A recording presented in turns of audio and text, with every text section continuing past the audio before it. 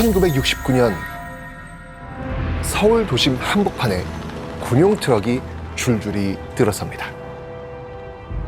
청계천변 철도변 등지에 이 멈춰선 군용 트럭들은요, 사람들을 짐짝처럼 실어 어딘가로 출발합니다. 얼마 되지 않아 이 3륜차, 심지어는 쓰레기차까지 동원되어 그곳에 거주하던 사람들을 매일같이 실어 나갔습니다.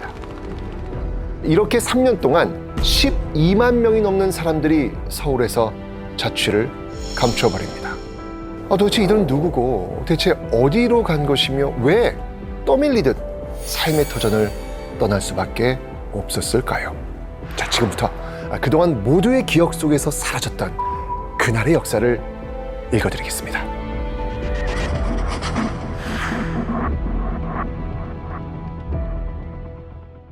네, 안녕하세요. 한국사기잡이 큰별쌤 최태성입니다. 여러분들 신문지상에 보시면 요즘 분당, 판교, 성남 이런 뉴스 기사 많이 보셨을 겁니다. 아주 요즘 IT 도시 이런 걸로 뜨는 그런 도시인데, 그런 도시의 탄생은 과연 어떻게 출발했을까요?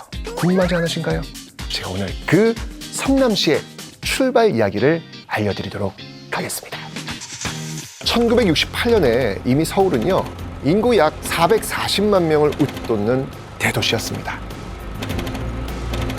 1960년 244만 명이었던 서울 인구가 폭발적인 인구 유입으로 8년 만에 약 200만 명이 늘어난 것이죠. 서울은 갑자기 폭증한 사람들을 받아들일 만한 인프라가 전혀 준비되어 있지 않았습니다. 결국 무허가 불량주택이 곳곳에서 생겨났고 빈민들이 넘쳐나기 시작했습니다. 서울은 이런 인구 과밀 문제를 해결해야만 했겠지요. 당시 서울은요, 이 도시 성장을 통한 새로운 도시의 모습을 만들려는 상황이었기 때문에 판자집하고 빈민들 방해만 되는 존재라고 여겨졌습니다. 도시 미관을 해친다라는 이유로 정부는 서울 외곽 지역인 경기도 광주에 대단지를 조성해서 이들을 몰아낼 계획을 세웁니다. 경기도 광주군 중부면 일대 350만 평을 확보해서 10만 가구 55만 명을 수용하는 인공도시를 만든다라는 계획을 잡은 겁니다. 1969년 서울 내 이 무허가 불량주택을 철거하고 이때 발생한 철거민들을 광주로 강제 이주시키기 시작합니다.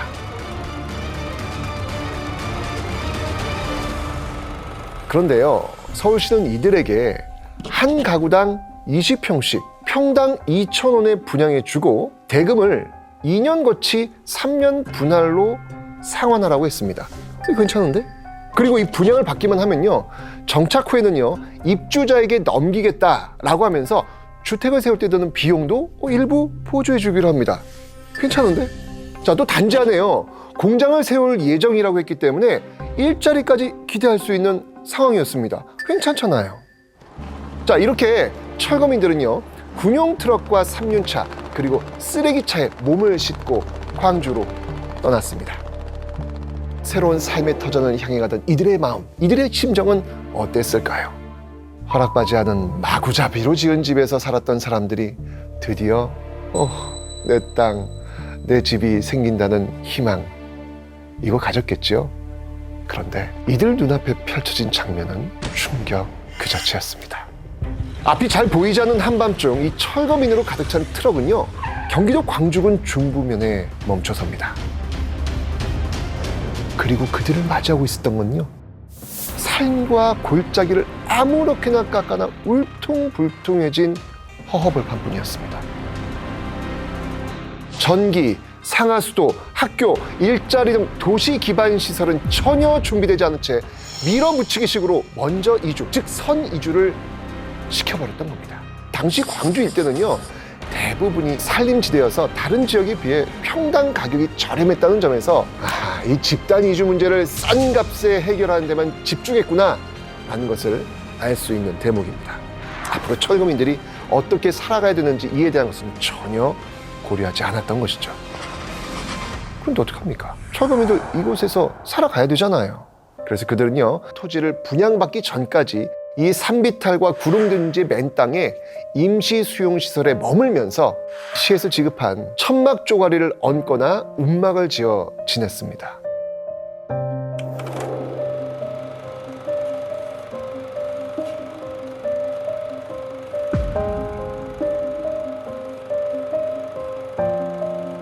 이 임시 수용시설은 방한시설조차 마련되어 있지 않아서 한겨울에는 얼어 죽는 일이 허다했습니다. 당시 한국일보 보면요, 철거민 수용소에서 동사자 발생, 하늘만 가린 한평반 천막에 식구가 이라는 부제목을 달아 실릴 정도였습니다. 말이 안 되잖아요, 여러분들. 또 먹을 게 없으니까 굶어 죽는 사람의 시신을 치우는 일이 가장 큰 일이었다라고 할 정도로 이들의 삶은 살아가는 것 자체가 힘겨운 싸움이었습니다.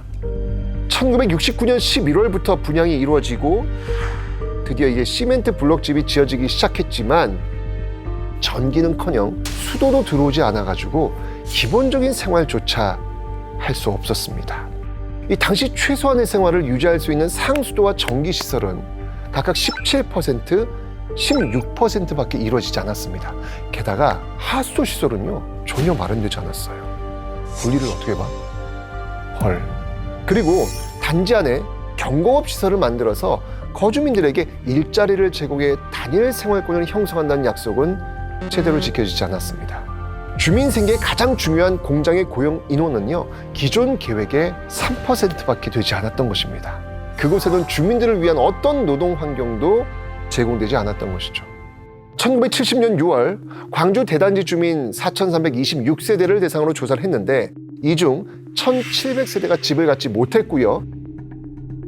월 수입 5,000원 이하의 영세민이 거의 반, 2,450세대였습니다. 이 조사 대상 중 노동일을 하는 사람은요 38%밖에 되지 않았고요. 무직이 33%, 상업이 19% 순으로 생계를 제대로 꾸릴 수 있는 사람들이 많지 않았습니다. 그러니까 이들이 돈을 벌 수 있는 유일한 방법은요 서울 가가지고 일자리를 구하는 것 이것뿐이었습니다. 그런데 이것도 쉽지 않았어요. 단지 사업을 처음으로 시작할 때는요 광주에서 서울로 가는 길이 천호동으로 이어지는 너비 6, 7m의 국도뿐이었습니다. 이곳을 이용해서 을지로 5가까지 가는데요 최소 1시간 30분에서 길게는 2시간 30분까지 걸린 겁니다. 가다 다 지치겠다. 버스 요금도요 시내 요금의 2배인 35원을 내야 했습니다. 그러니까 최대 5시간을 잡고 70원이라는 거금을 들여야만 서울 왕복이 가능했던 겁니다. 당시 한 거주민은요 원래 서울에서 쌀가게 직원으로 일했는데 광주로 이주한 뒤 다닐 수가 없는 거예요. 그래서 얼마 못 가 그만두게 됩니다.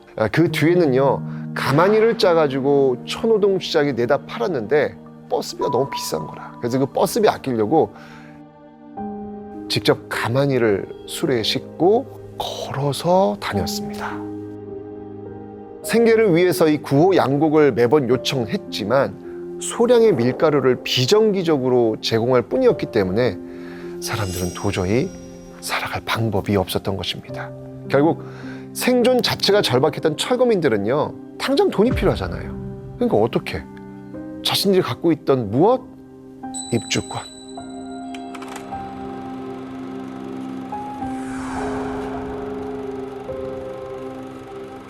전매가 금지되었을 때 이 입주권을 투기꾼들한테 팔아넘기고 또다시 무허가 정착지 철거민으로 돌아갈 수밖에 없었던 것이죠.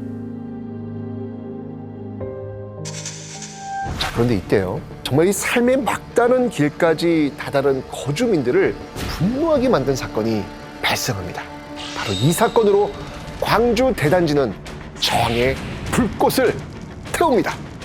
대체 어떤 일이 벌어졌던 것일까요? 서울시가요 철거민들에게 처음 분양권을 제공했을 때 한 가구에 20평씩 평당 2,000원에 분양해주고 2년 거치 3년 분할 상황. 요거 아까 제가 괜찮네 라고 이야기했던 거 기억나시죠? 그런데 이곳에 토지 투기붐이 일어나면서 이게 분양권이 올라가 버린 거예요. 자, 그러니까 갑자기 평당 8,000원에서 16,000원의 땅값을 그것도 일시불로 내라고 통보한 거예요.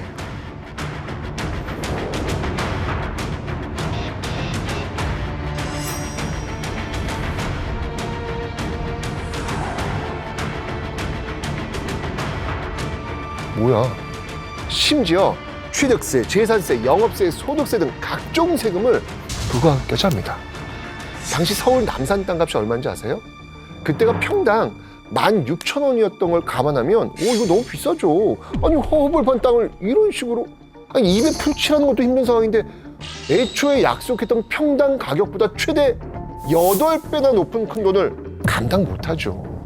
게다가 이 광주 대단지 주민들을 결정적으로 착한 건요, 여기에 경기도까지 가세해서 가옥 취득세를 부과합니다. 이거 다 숟가락 걸치는 거야 이게. 10평당 평균 3,000원씩으로 정해 부과했는데요, 이건 역시 생계 유지조차 어려웠던 광주 대단지 주민들을 더욱 압박했던 가혹한 징세였던 것입니다. 그동안 참고 참았던 주민들은요, 이런 일방적 통지에 격분하게 됩니다. 1971년 7월 17일 불하가격시정 대책위원회를 조직하게 이르렀고요. 주장한 거예요. 요구한 거예요.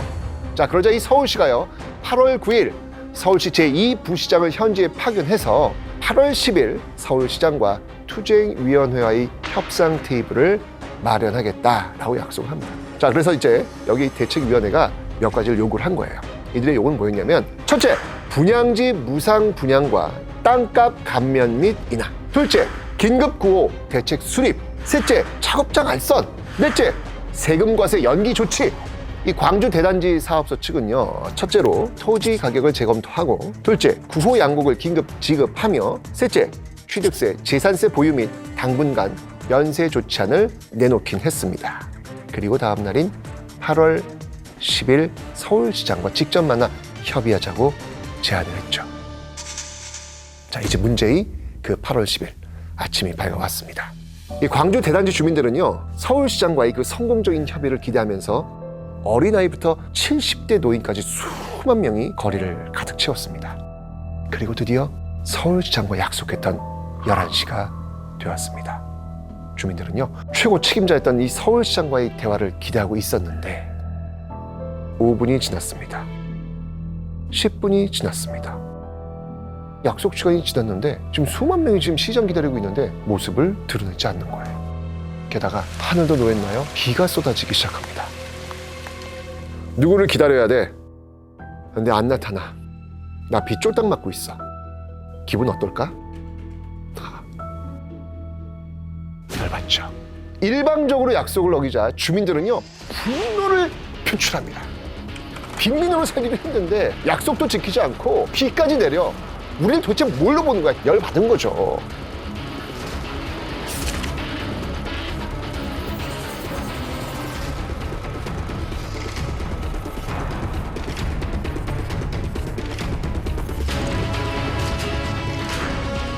시위대는요, 점점 불어났고 수만 명이 거리를 가득 메웠습니다.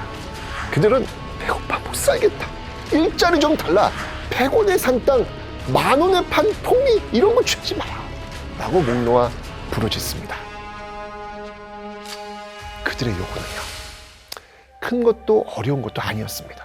굶주림과 생활고에 시달리지 않고 인간답게 사람답게 살아갈 수 있도록 해달라. 최소한의 제도적 장치와 기본적 생계 대책 및 시설만이라도 좀 마련해달라 이거였잖아요. 이건요, 생존권을 보장받기 위한 투쟁이자 자발적 저항운동이었습니다. 이날 부당한 처우에 대항해서 광주 대단지 거리를 함성으로 가득 채운 이 사건. 이 사건이 바로 80 성남 민권운동입니다.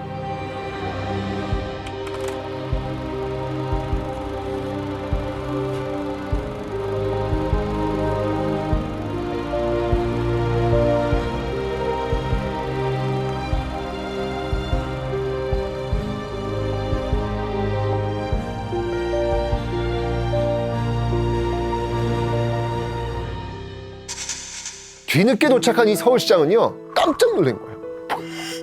그래서 이 시위대의 요구 조건을 수용했고요. 이후 정부 깜짝 놀랐죠.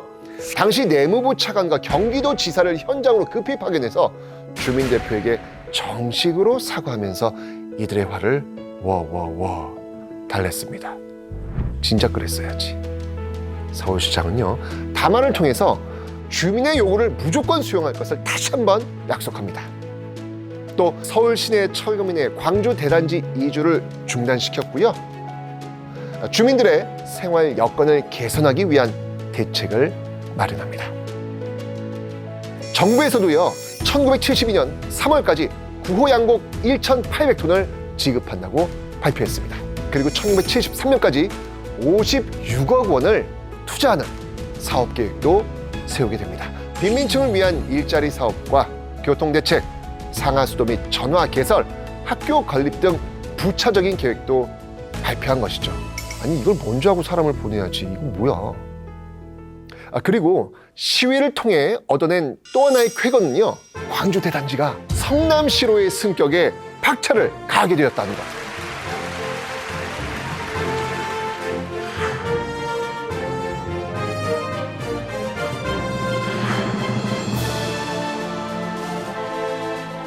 즉, 지금의 성남시는 바로 이 당시 이 시민들의 그 투쟁의 결과로 탄생하게 된 겁니다. 이 사건은 철거민 정책과 이 도시개발 정책에도 큰 영향을 끼치게 됩니다.